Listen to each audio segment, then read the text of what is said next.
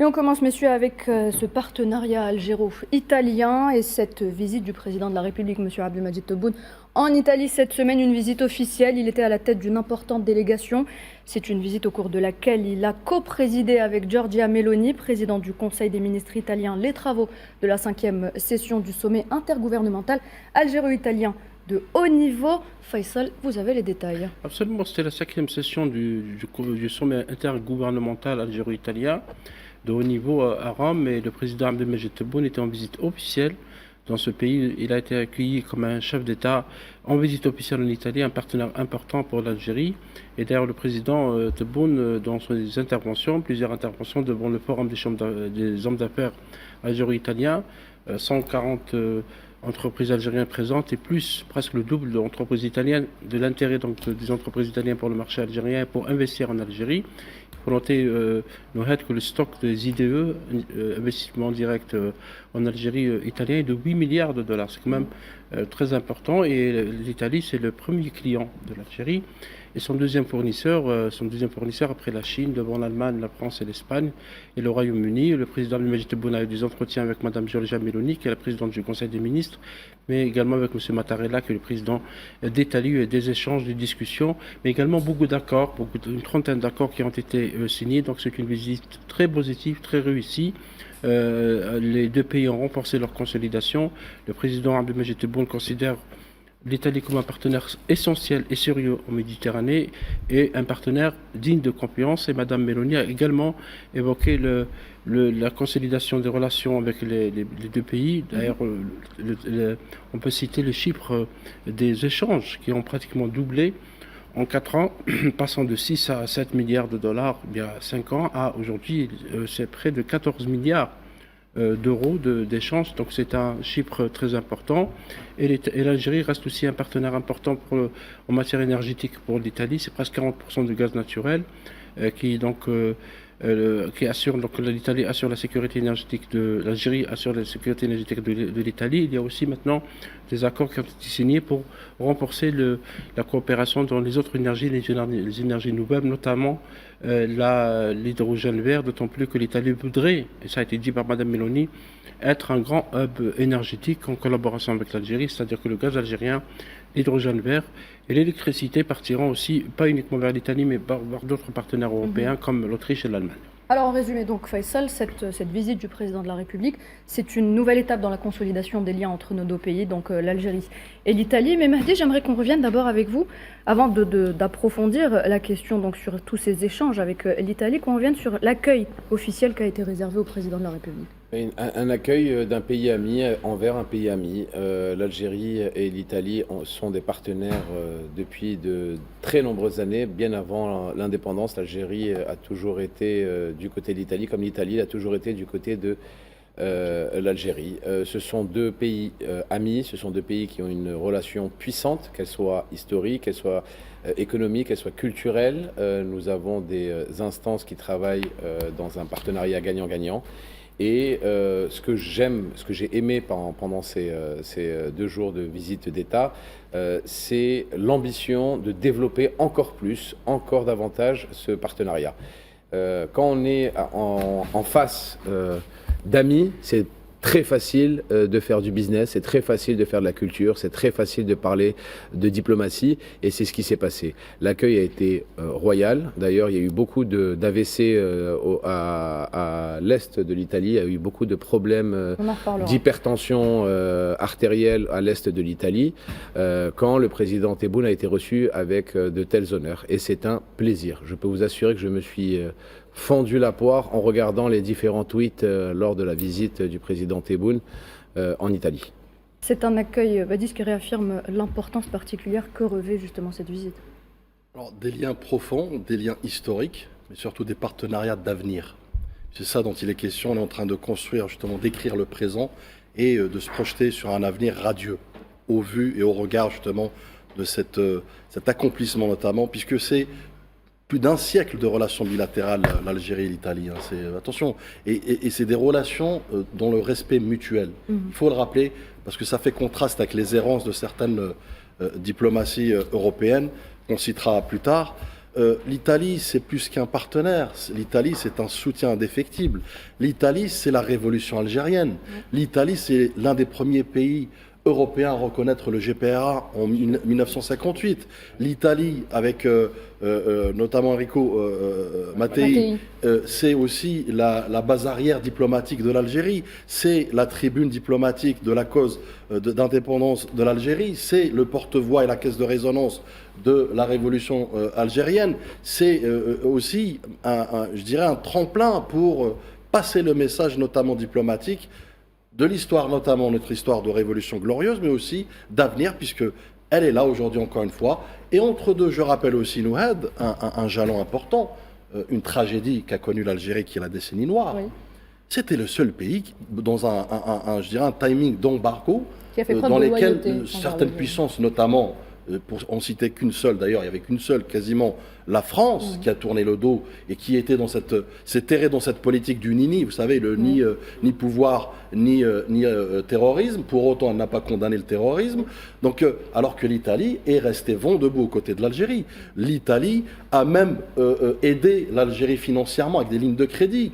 L'Italie a, malgré les intimidations, rappelez-vous cette attaque terroriste contre des marins, notamment italiens, dans un bateau, où effectivement c'était pour faire fléchir cette même Italie, constante dans droite dans ses bottes, mais constante aussi dans ses relations avec l'Algérie, elle a tenu justement pour confirmer cet héritage, notamment de relations historiques, diplomatiques entre les deux pays aussi, mais pour dire à l'Algérie, vous n'êtes pas seul, contrairement à ce que certains pays avec un embargo. La liaison également de transport avec À l'Italia, absolument, qui n'a jamais cessé de desservir l'Algérie, même pendant les années noires de la décennie tristement célèbre, et elle n'a jamais arrêté sa liaison aérienne avec l'Algérie. Et c'était le seul pays en Europe qui a toujours été présent aux côtés de l'Algérie. Alors que l'Italie a subi, je me rappelle à l'époque, beaucoup de pression des partenaires occidentaux de l'Algérie pour qu'elle cesse les liaisons aériennes avec l'Algérie dans les années difficiles, les années 90. Et les Algériens ne pourront jamais oublier cela. Et ils ne pourront jamais oublier aussi qu'Enrico Mattei, qui est le fondateur de Eni, le grand pétrolier italien, a été aux côtés de l'Algérie, a soutenu la guerre de libération nationale. Et comme le disait Badi, c'était la base arrière diplomatique de la révolution algérienne, parce qu'il y avait quand même des amis de la révolution algérienne, que ce soit en Suisse, les porteurs de valises, en France aussi, en Italie et Allemagne, etc.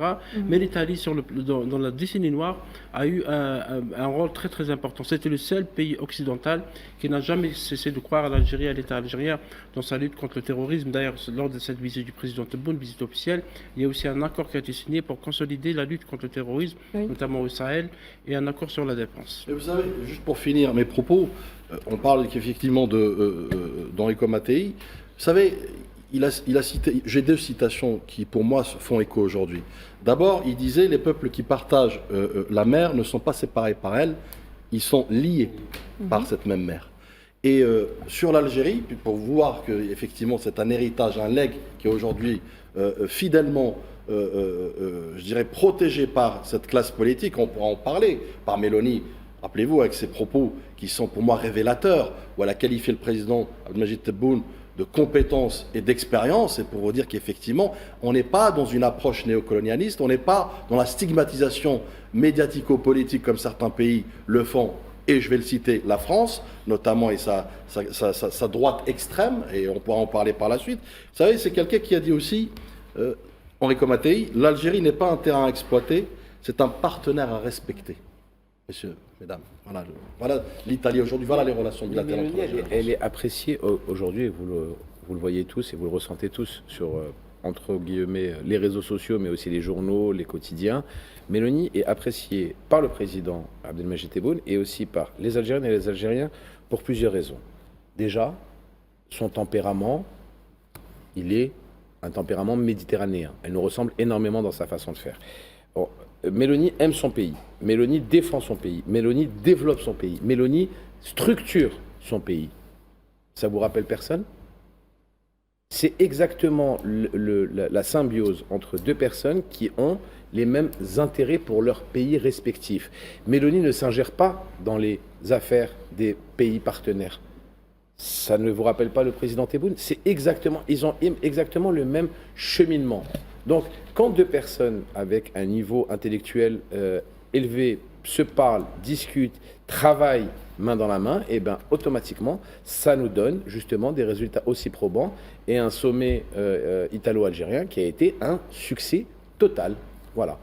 Gamal Faisal tout à l'heure disait que plusieurs accords et mémorandums d'entente ont été signés lors de cette visite du président de la République en Italie. Est-ce qu'on peut considérer aujourd'hui l'Algérie comme un partenaire clé de l'Italie? Déjà, il y a un rapport qui est très sain. Alors, on va parler de la France après, parce qu'évidemment, la France regarde avec des yeux un petit peu énervés et en même temps jalouses. Simplement parce que je vais reprendre quelques auteurs français pour rire un petit peu. La confiance est la monnaie des grandes puissances. Ça, c'est Raymond Aron. Quand on se fait confiance, ça fonctionne. Alors, le partenariat stratégique, pourquoi? Parce qu'il y a un échange entre les deux nations de 16,4 milliards de dollars. Échange, et je vais comparer avec la France, productif. Oui. Pourquoi? Parce que 9,2 milliards, c'est les exportations algériennes, essentiellement hydrocarbures pour commencer, mais ça va s'élargir. Et du côté importation, c'est 7,2 milliards pour l'investissement productif, machines-outils et autres. La différence et j'ai fait un vrai rapport entre les deux pays, entre la France et l'Italie, dans son rapport à l'investissement. D'abord, l'Italie a su demander pardon pour la colonisation. En Libye, par exemple, elle a investi 5 milliards de dollars en demandant officiellement, tout comme l'Éthiopie, pardon. Donc elle a su faire face à son passé colonial qui était criminel. Ensuite et surtout, et pourtant ça a duré beaucoup moins longtemps, ensuite et surtout parce que l'Italie fait des investissements productifs. On sait qu'il y aura une immense ferme agricole, qu'il développe l'agriculture, qu'il développe les partenariats stratégiques en matière d'énergie, mais pas seulement, dans tous les secteurs d'activité, que ce soit de la recherche, la sécurité s'est évoqué, mais dans l'investissement productif. Qu'est-ce que je veux dire par là? Ça veut dire que la France, essentiellement, nous vendait du blé et des bovins quand l'Italie propose de les produire chez nous, en partenariat. Donc tout le monde est gagnant. Et ces échanges-là sont salvateurs pour le pays. Et c'est vrai, c'est bien, ça a été dit par Mehdi à l'instant, il y a un rapport de confiance qui est établi entre les deux pays. Pourquoi? Parce que là où la France émet des doutes, l'Italie signe des contrats. Oui. C'est-à-dire qu'il y a une transformation. En 4 ans, il y a une explosion. C'est vraiment une progression exponentielle, donc en piqué, du développement des relations entre les deux pays, parce que ces deux pays se regardent comme des pays riverains de la Méditerranée. Le lien, effectivement, c'était dit par Badi tout à l'heure, c'est un lien qui nous unit, non pas qui nous sépare.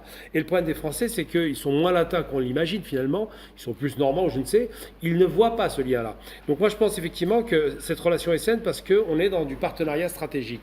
On n'est pas seulement dans du commerce de base, où les uns achètent des produits d'énergie de base, quoi, en l'occurrence, et les autres vendent des produits transformés. L'Italie veut que l'Algérie réussisse et se transforme aussi bien qu'elle en bénéficie, parce que, et c'est là où on rentre dans le rapport géostratégique, quand l'Italie perd le gaz russe, elle perd un partenaire. C'est une catastrophe. Mélanie, on en reparlera plus tard de sa psychologie, de son passé et de son idéologie, qui n'est pas racialisante, on le dira plus tard. Mélanie se dit, bon, je suis pragmatique, je me tourne vers le partenaire le plus solide, et c'est l'Algérie. Tout naturellement, parce que ça a été dit depuis le plan Mattei, l'Italie considère que l'Algérie est un partenaire solide en Afrique du Nord, et le plus solide qui puisse être. Malheureusement, la Libye n'est plus au rendez-vous, puisqu'on sait ce qui s'est passé. Donc on considère que le pays le plus stable, parce qu'on parle de stabilité politique, économique et militaire, ça reste l'Algérie. Entre l'Italie et l'Algérie, il y a déjà un gazoduc. Bien sûr. Et donc il sera probablement consolidé par un deuxième gazoduc. Je voulais seulement revenir, Nouhed, sur les accords, oui. Quelques accords signés lors de cette visite. C'est un record en fait. C'est presque une trentaine d'accords, notamment des accords commerciaux. L'un des accords les plus importants, c'est celui qui a été signé entre Algérie Télécom et Telecom Italia, portant création d'un nouveau câble sous-marin reliant l'Algérie à l'Italie au profit d'Algérie Télécom et d'un projet de nouveaux points de présence POP dédié à l'Algérie Télécom en Europe. Il y a aussi un autre projet, toujours avec Telecom Italia et Algérie Télécom, pour la création d'un appui technique de Telecom Italia pour enfin création d'un data center, d'un centre de données en Algérie selon les normes internationales, ce qui est très très important pour le futur numérique de l'Algérie.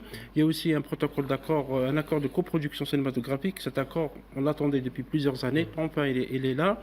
Et aussi un accord, on reviendra tout à l'heure, entre la société Sonatrach et Eni, et aussi d'autres accords dans plusieurs domaines, notamment l'agriculture, la pêche, la transformation des aliments. Juste, il faut noter que le plan Mattei qui a été développé par Mme Meloni depuis 2022, l'Algérie est considéré comme un acteur principal, important en Afrique, parce que ce plan est destiné en Afrique, et notamment en agriculture, comme l'a développé Gamal Abina. L'Italie prépare que les produits agricoles soient produits localement et pas l'Algérie ne deviendra pas uniquement un marché, mais un pays où on peut investir en collaboration donc avec un pays, parce que l'Italie est également une grande puissance agricole.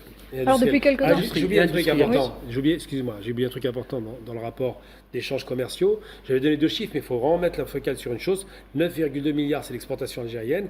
L'importation 7,2, ça signifie que non seulement ça nous est profitable, mais qu'en plus on est dans une balance excédentaire. C'est-à-dire qu'on n'est même pas perdant. On gagne de l'argent dans la relation avec l'Italie, ce qui est quand même pas mal en termes de compte extérieur. Quelque chose aussi de très important, et Faisal est là et il pourra plus nous en parler, c'est dans le domaine du cinéma. Ouais. Il y a un gros partenariat qui a été fait avec l'Italie sur le cinéma. On a décidé d'un gros partenariat avec, déjà avec, à la mémoire, tu me rejoins Faisal sur ça, de Gino Pontecorvo. Réalisateur de la Bataille d'Alger. Exactement, et je te laisse, toi, le cinéphile de la place, nous développer qu'est-ce qui se trame entre le partenariat italo-algérien sur le cinéma. L'Italie est un des grands pays producteurs de cinéma au monde, hein, c'est considéré.